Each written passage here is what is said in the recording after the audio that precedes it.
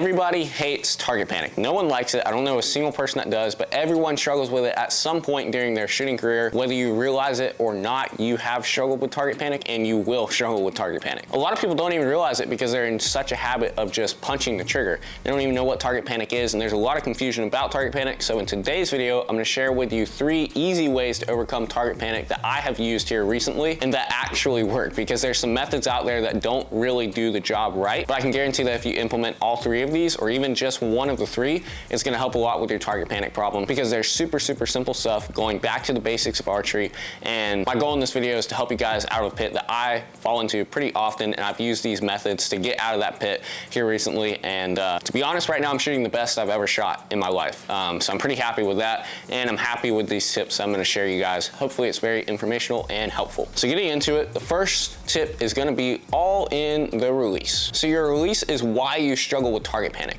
The reason you struggle with target panic is going to be because you're not properly setting off your release. You're not properly firing. These are the basics of archery, and a lot of people know how to do it, they just don't do it right. And it can be a little bit of a learning curve, learning not to just punch the release, manually setting it off. It's kind of a transformation I've gone through in the last year or so. But especially in the last few months, struggling with target panic and playing around with the releases a lot, I found one way that you can really help overcome target panic just in your release. And also this applies to you shooting a handheld release or trigger release. Doesn't matter what kind of release you're shooting, this one will apply to everyone. I will say this though, if you're shooting a cheap release like this here or something similar that has no adjustment, just one neck length, no trigger adjustment as far as the amount of tension it takes to set it off, go upgrade. I don't care if you don't have the money.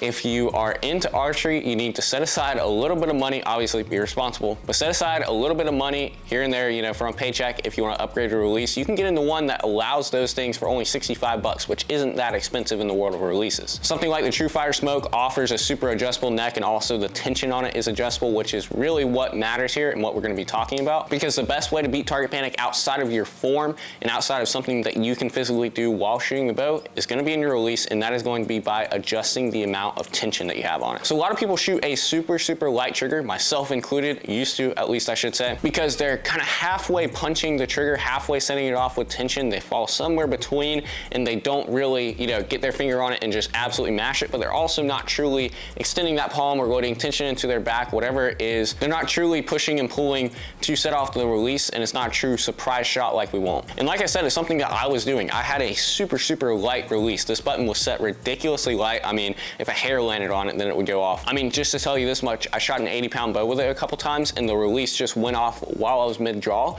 because of the amount of tension that was on it. There was like no tension on it. So trying to pull that much weight literally set it off. I was right at the edge of that thing going off in my draw cycle at 70 pounds. Just ridiculous how light it was. It wasn't smart. It wasn't a great idea. But kind of my archery mentor, he's a good friend of mine, co-worker, Jimmy, he's kind of my archery mentor, to be honest. He's taught me a lot about releases in the last probably year or so. And the first time I shot his release, I was like, what in the world? Your release is so heavy. Why do you have so much tension on there? Come to find out, it's because he was actually pulling through the shot how he's supposed to. And Jimmy doesn't struggle with target panic. He shoots very well. And I figured out a lot of that is just simply in how you have your release set up. So more tension is a good thing in most cases. You can obviously have too much tension on a release, but the majority of people have not enough tension on the release. So if you can add tension to your release, and like I said, if you can't, go get one that allows you to add tension to it. If you can add tension to your release, it basically forces you to pull through that shot. Now you can still punch it, but the more tension that's on that release, the less likely you are to punch it, because where you're used to the shot going off in that cycle of actually making it go off, the release isn't gonna go off there anymore because you've added tension to it. So basically this is surprising your brain. You're expecting the shot to go off here, and you're like, oh wait, it's not going off. So you have to keep pulling, and then eventually it's gonna be a surprise shot because you don't know where it's gonna go off at. And this even holds true after you've added tension to your release. It's so simple. Just having more tension helps because it forces you to pull through the shot. If you have a super light trigger, it's so easy to half punch it even. And again, this applies to trigger releases and handhelds. Everyone can do it. No matter what style of release, you can definitely do it, and you can have too little tension. So more tension is better because it allows you to pull through your shot more and you're less tempted to punch it. Step number 2 is going to be shooting up close. A lot of people get used to shooting long distance, and I'm one of these people. I enjoy shooting long distance so much more. If you have the range range, or you can go to a range where you can shoot long distance. Most people prefer that over shooting 10, 20, 30 yards, just because it's a lot more fun. But as your target gets smaller, as you get further away from it, that's going to increase target panic because you're floating so much more on the target. At 20 yards, you got a big target and you're only going to be floating, you know, probably inside the rings on the target. But once you get out to say 60 yards or so, you're going to be floating off the target pretty often, especially if it's a 3D target and it's smaller. Your pin float's going to be about the same as far as movement goes, but the target's so much smaller because it's so much farther away from you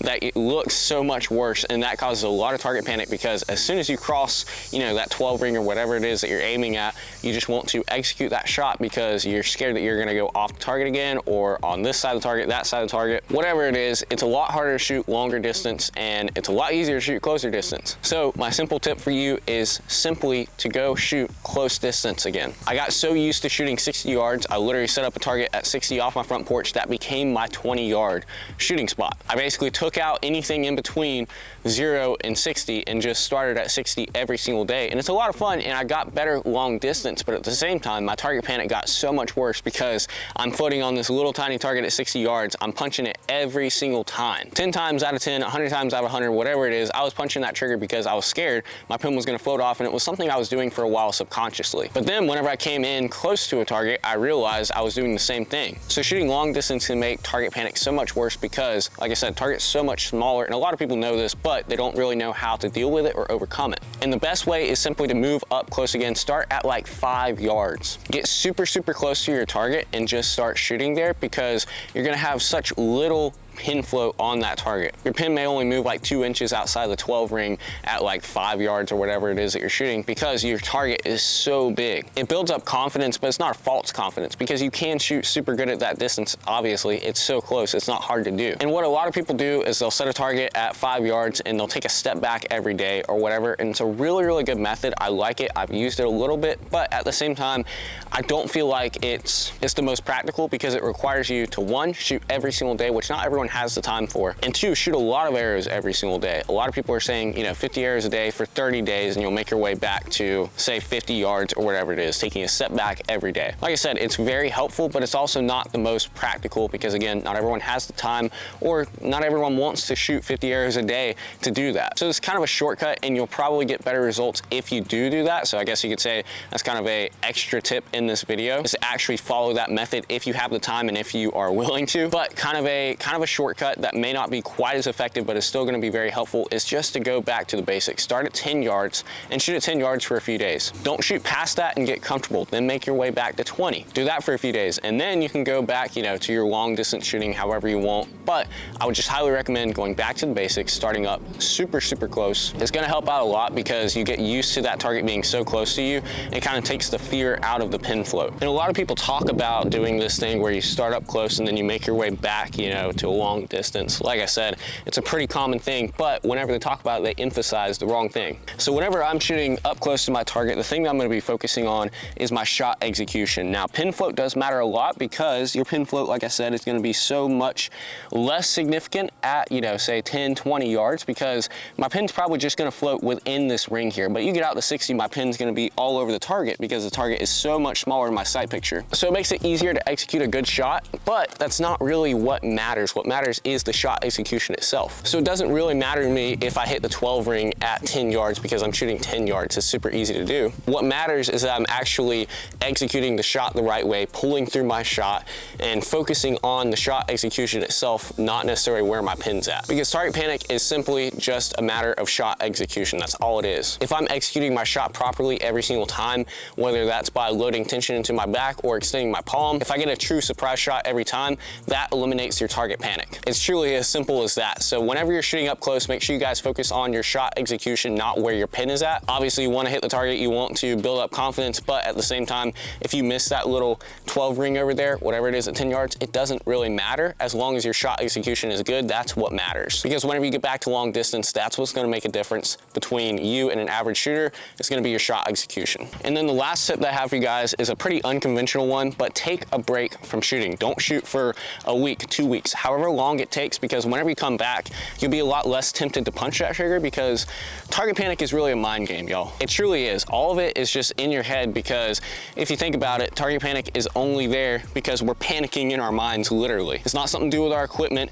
It's as simple as executing the shot right. And so whenever you take out that fear of executing it wrong, or the fear of the pin floating off the target, whatever it is, you eliminate target panic. And the easiest way to do that, to be honest, is just don't shoot for a few days. Now, this won't work for everyone since target panic is a psychological thing, but just telling you guys straight up, I just came back from vacation yesterday, didn't shoot for over a week, and it's kind of nice because that fear of pin float, of not executing my shot right, isn't there because I haven't been shooting. It hasn't been on my mind. I haven't been thinking about it. Took a break, came back, and I'm shooting pretty good. So very, very simple kind of last tip for you is just take a break from shooting for a little bit. See what it does. Like I said, this one may not work for everyone, but it definitely helps me out. So there you guys have it. 3 simple and slightly unprecedented ways to beat target panic. I don't feel like those methods are talked about too often, especially in the archery YouTube space, but they've helped me out a lot. Like I said, they may not work for everyone just because target panic is such a psychological game, so you may find one of these 3 that works for you. For me, all 3 work for me. And like I said, it's gonna be different from person to person. It's a psychological thing. Hopefully, one of these methods will help you beat target panic, and especially whenever it comes back around,